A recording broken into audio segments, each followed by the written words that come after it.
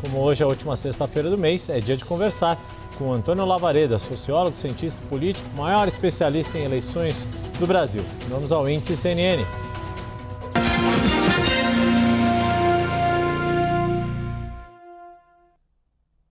Lavareda, eu queria começar falando, trazendo os números do nosso agregador de pesquisas, agregador desenvolvido pelo IPESP Analítica, que calcula a média de todas as pesquisas de aprovação e desaprovação do governo e nos traz aqui a série histórica que estamos vendo na tela.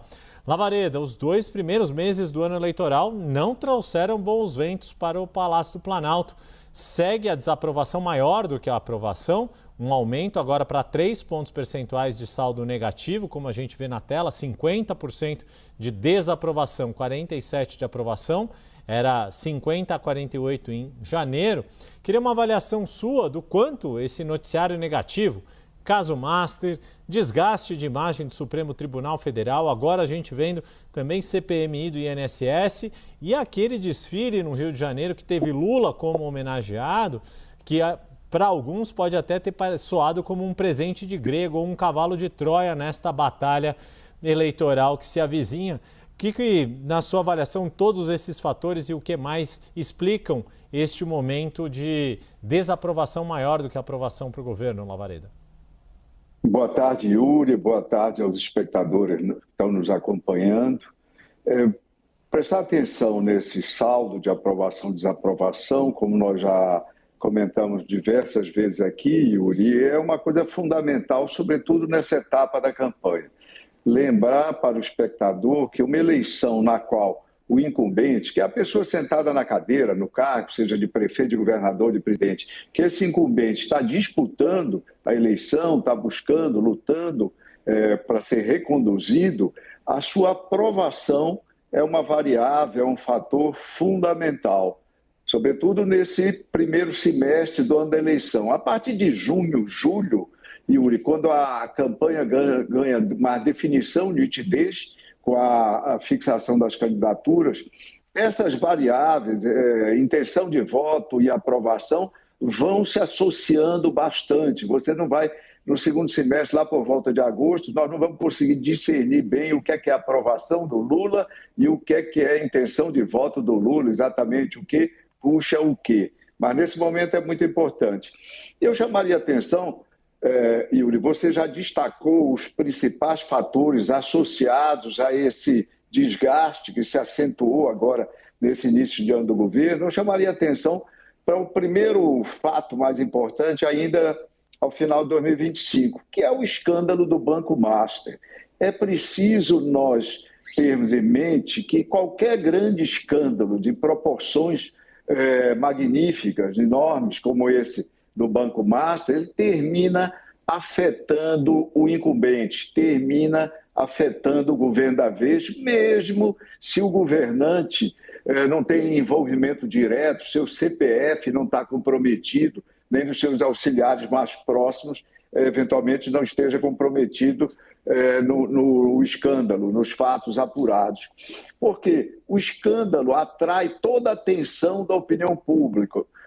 O escândalo diz para o eleitor comum, mediano, que o sistema está, entre aspas, desarrumado, que as coisas não estão funcionando, que o país está saindo do controle e que o país está fora do rumo ou no rumo errado.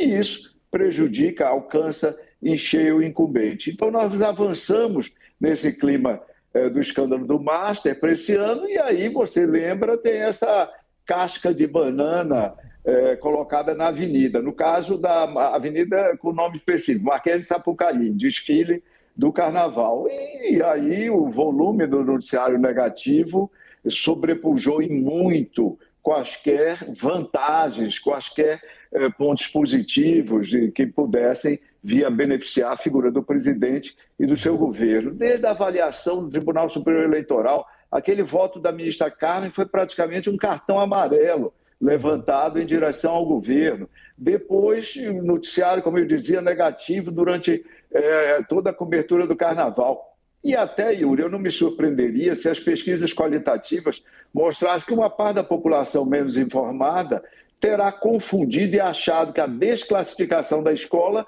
foi um cartão vermelho por conta da homenagem feita ao presidente. Ou seja, uma coisa bastante negativa.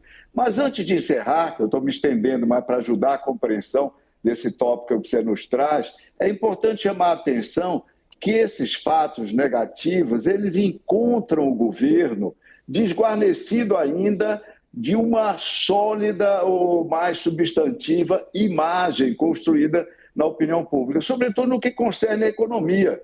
E o governo, nas entrevistas, os representantes do governo, o ministro Haddad, entre outros, e principalmente ele, se orgulham dos números de emprego, de crescimento do PIB, de crescimento da pontuação da Bolsa. São muitos os indicadores objetivos que poderiam vir a ser explorados pelo governo. Mas olha só, Yuri, 20 dias atrás, a Quest perguntou na sua pesquisa mensal se a economia nos últimos 12 meses havia melhorado, piorado ou ficado igual. 43% dos respondentes, dos entrevistados, disseram que nos últimos 12 meses a economia tinha piorado. 24% apenas que havia melhorado e 30% que tinha ficado do mesmo jeito.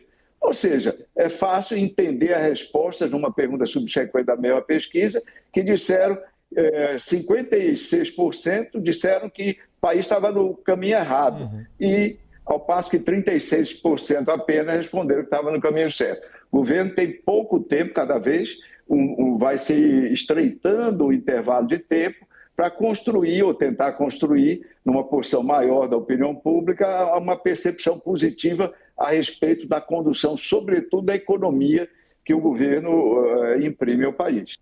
Pois é, essa é a questão. A areia do lado de cima da ampulheta está diminuindo. Estamos há 8 meses das eleições do primeiro turno, mas o tempo está correndo. Vamos trazer agora 2 telas com dados da pesquisa Atlas Intel Bloomberg, que foi divulgada nesta semana. Pesquisa que mostrou empate técnico entre Flávio Bolsonaro e Lula em segundo turno. Hoje, Paraná Pesquisas mostrou um empate técnico também em primeiro turno, ainda que no limite da margem de erro.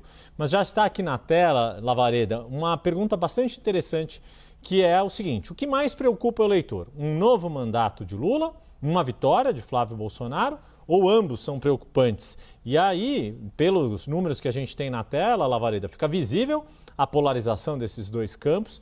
E isso, de certa forma, ao meu ver, é um outro modo de se medir a rejeição que cada nome desperta no grupo político oposto e o quanto está estreito o caminho do nem-nem, aqueles que se preocupam com ambos, não?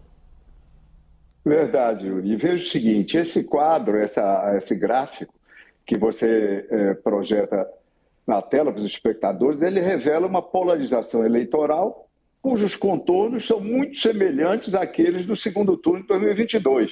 Primeiro, lembremos isso, tá certo? Esse resultado é muito parecido com a distância de 2022.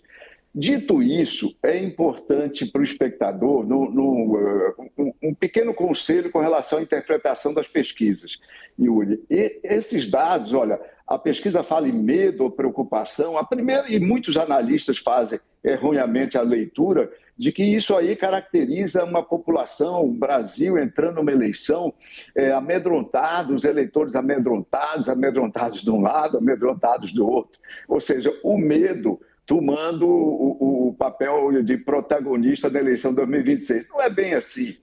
Basta o espectador nosso imaginar se a pergunta tivesse sido levemente diferente. Perguntasse assim, o que é que lhe causará mais alegria como resultado da eleição desse ano? Os números invertidos seriam os mesmos. Mais de 92% apontariam um candidato ou outro e poderia se ler, então, que a eleição 2026 é caracterizada pela alegria das pessoas. Se mudássemos, isso é polissêmico, se mudássemos para tristeza, resultados parecidos, e a eleição poderia ser descrita como uma eleição na qual os brasileiros estavam mergulhados na tristeza absoluta. E, Yuri, não vamos esquecer, qual é o time pelo qual você torce em São Paulo? Eu sou corintiano, sim. Pronto, imagine as vésperas de um jogo, de uma final, Corinthians e Palmeiras, digamos assim. Se perguntassem qual dos resultados os torcedores paulistas teriam mais medo, teríamos números parecidos.